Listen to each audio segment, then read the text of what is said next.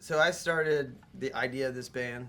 It was, I guess now it's like almost 11 or 12 years old, but so that started in Cleveland, Tennessee, where I grew up, and then I moved to Baltimore, basically because my wife, who we weren't married then, but she's an opera singer, and she was going to Peabody to study. And then Steve and Billy were both in bands that were playing kind of in the same tiny little club.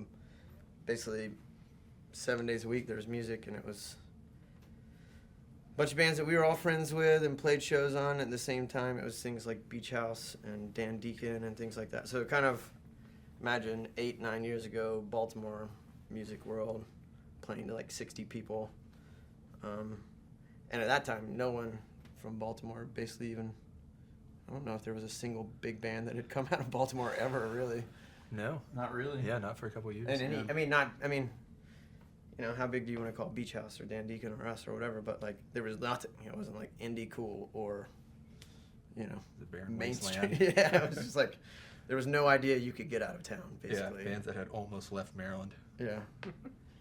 I don't know. I think it's always like, oh, this song feels dancey. Let's approach it like the most perverse, like weird, lyrical front possible, and see if people will still dance to it. Or, you know, if this feels really serious, you know, let's just put out some word salad and see if people like think it's this amazing internal thing. And then it kind of actually turns into something else when you kind of slam those two worlds. I definitely remember thinking, or like early into starting to write, you know, that thing about the Beach Boys where it's like, oh, this is the poppiest, you know, most sugar music ever. And then when you really break it down, it's kind of this bittersweet sort of. I always thought that was fantastic, you know. We took a lot of time. I mean, we wrote, I don't know, 30-something songs probably for this record that got chopped up and turned into, you know, I mean, we're very, like, sort of willing to cannibalize songs. So it's like, oh, let's take just the two choruses of these songs that we thought were great and make one the verse and this the chorus of that. And then, you know, so you thought you had 6 songs done, and then all of a sudden you just have one with, like, the best bridge ever or something. But you're like, we're way further behind than we thought we were or something. Yeah, like Heavy Bells, the chorus was just the bridge. That only happened once, and then we totally restructured the song. No, yeah, I mean, like that. Like, I had a way different mentality. To me, this record, I was like, let's just find one, like, good groove and one good melody and just hammer it. So, like, kind of like dance music where it's just like the whole time and then it just ends. I guess lyrically, it's definitely, like, a little more open. It's a little less, like, intentionally confusing people or something, or, like, trying to throw blood down the wrong trail or something, you know. It's like asking people to come in a little bit closer or something, lyrically.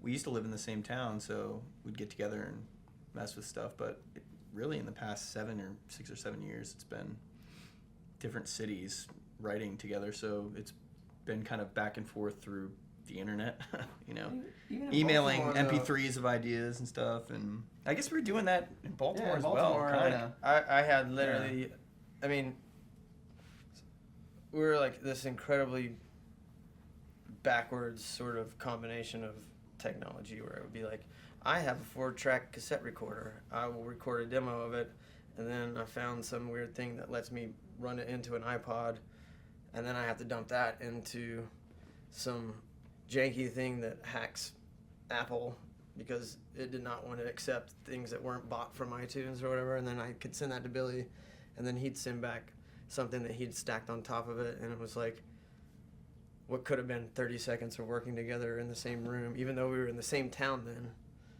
Like a day and a half later, we had kind of the structure of a song, or like, you know, had thrown an idea, but at the same time, we both got to sit in our underwear and, you know, watch. That's kind of how, I like to work.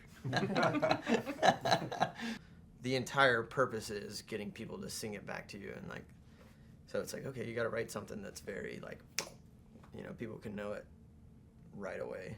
That was kind of the sort of on-the-spot training, I guess, for songwriting for the band was like, no one's going to have our record, no one's going to know who we are, we've made an impossibly long band name. I guess we'll have to try to write the most memorable songs that we can or something.